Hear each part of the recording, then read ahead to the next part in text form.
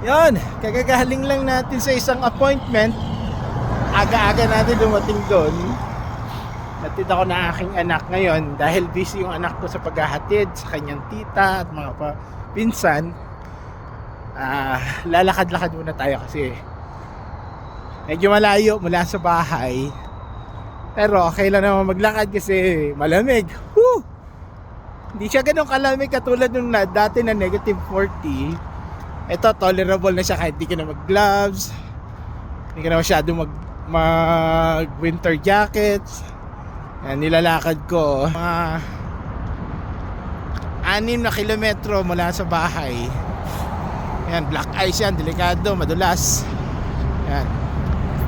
So ito yung ilalim ng mga tulay nila dito. Merong pathway para sa pedestrian at meron din para sa bisikleta. So kahit maglakad ka, hindi ka magiging jabar dito kasi hindi ka pagpapawisan. Yan o. So woo! Sarap maglakad.